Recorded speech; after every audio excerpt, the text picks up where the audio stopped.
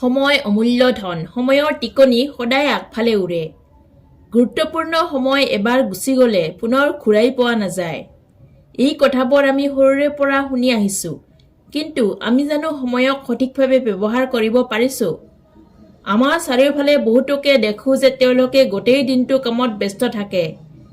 দেখিলে ভাৱ হয় যে তেওঁলোকে বহুত কাম কৰে, কিন্তু বাস্তৱত তেওঁলোকক যদি সোধা হয়, তেওঁলোকে ক'ব এতিয়াও বহু কাম বাকী আছে।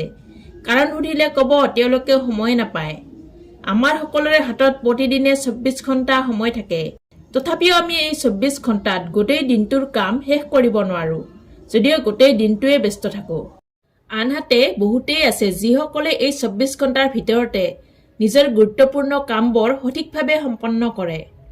আপুনিও যদি এনেদৰে কাম কৰিব বিচাৰে, তেনেহ'লে টাইম মেনেজমেণ্ট শিকিব লাগিব, আৰু এনেদৰে আপুনি নিজৰ প্ৰতিটো দিনকে নিজৰ মতে সজাই ল'ব পাৰিব।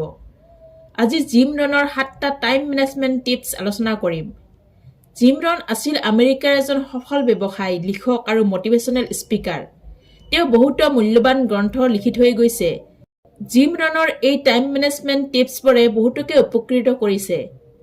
জিম ৰনৰ প্ৰথমটো টাইম মেনেজমেণ্ট টিপছ হ'ল, if you don't design your own life plan, chances are you will fall into someone's plan. অৰ্থাৎ আপুনি যদি নিজৰ জীৱনৰ প্লেন নকৰে, তেনেহ'লে আপুনি আন কাৰোবাৰ প্লেনত জড়িত হৈ পৰাৰ সম্ভাৱনা আছে।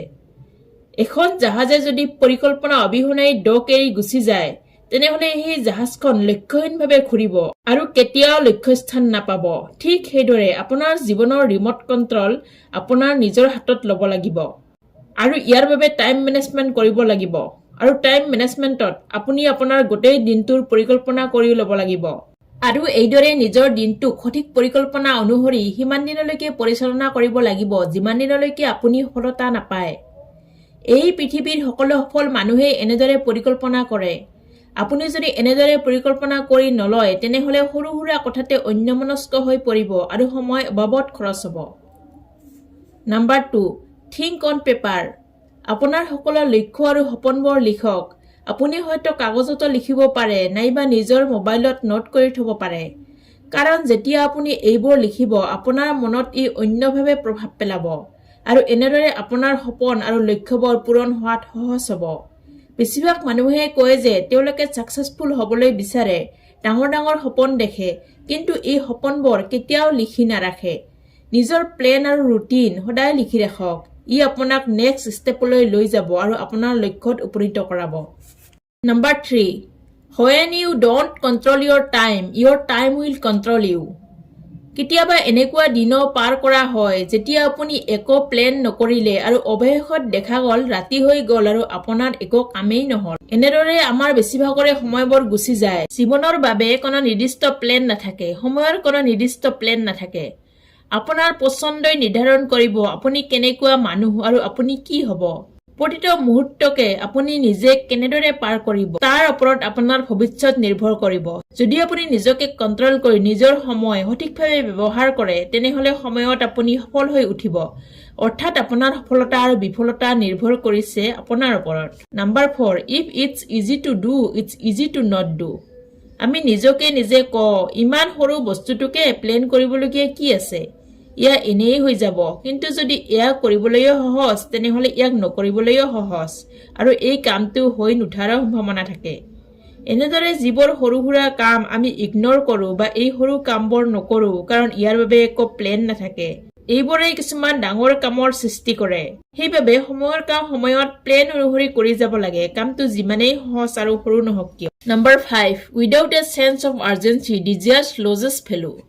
যদি আপুনি নিজৰ সময়ৰ পৰিকল্পনা নকৰে, তেনেহ'লে লক্ষ্য পূৰণ কৰাত ব্যৰ্থ হ'ব। যদি কিবা এটা কামত একো ডেডলাইন দিয়া নাথাকে, তেনেহ'লে এই কামৰ গতি নিজে নিজে থিৰ হৈ যায় আৰু কোনো আৰ্জেঞ্চি নাথাকে। সেইবাবে সকলো কামৰে এটা শেষ হোৱা সময় বাছি ল'ব লাগে। তেতিয়াহ'লে ই আমাৰ ওপৰত প্ৰেছাৰৰ সৃষ্টি কৰে আৰু আমাক মটিভেট কৰে। সেইবাবে আমাৰ সকলো সপোন আৰু সকলো লক্ষ্য পূৰণ কৰাৰে এটা ডেডলাইন থকা উচিত। Number 6, study the art of setting goals. সদায় নিজৰ লক্ষ্যবোৰ লিখক। ই আপোনাক পুনৰ লক্ষ্যবোৰৰ ওপৰত ধ্যান দিবলৈ মনত পেলাই দিব। সেইবাবে প্ৰতিদিনে এবাৰ এইবোৰ লিখক। কালি যি পৰিকল্পনা কৰিছিল বা যি লিখিছিল তাক লৈ চিন্তা কৰাৰ কোনো প্ৰয়োজন নাই। এনেদৰে আপুনি অপ্ৰয়োজনীয় কাম বাদ দি প্ৰয়োজনীয় কামত মনোযোগ দিব পাৰিব। Number 7, we all have the same amount of time in a day. আমি সকলোৱে এদিনত একে পৰিমাণৰ সময় পাওঁ। সেইবাবে আমাৰ সকলোৰে সফলতা আৰু অসফলতা নিৰ্ভৰ কৰিছে আমি সেই 24 ঘণ্টাক কেনেদৰে ব্যৱহাৰ কৰিম। আপুনি কিবা এটা কাম কেতিয়া আৰম্ভ কৰিছে, ক'ত আৰম্ভ কৰিছে, সেয়া ডাঙৰ কথা নহয়। আপুনি কামটো আৰম্ভ কৰিব লাগে, সেয়াহে ডাঙৰ কথা। আপোনাৰ যি আছে, যেনেদৰে আছে, তাক লৈয়ে লক্ষ্য পূৰণৰ কাম আৰম্ভ কৰক। সফলতাৰ আচল চাবিকাঠিয়ে হ'ল টাইম মেনেজমেণ্ট বা সময়ৰ সঠিক ব্যৱহাৰ। ডাঙৰ ডাঙৰ প্লেনবোৰ সফল কৰিবলৈ হ'লে সময়ৰ সঠিক ব্যৱহাৰ প্ৰয়োজনীয়। এইবোৰেই হ'ল জিম ৰনৰ টাইম মেনেজমেণ্ট টিপছ। যদি আপোনালোকৰ ভাল লাগিছে, কমেণ্টৰ জৰিয়তে নিশ্চয় জনাব। আৰু অধিক এনেধৰণৰ ভিডিঅ'ৰ বাবে আমাৰ চেনেলটো ছাবস্ক্ৰাইব কৰিবলৈ নাপাহৰিব।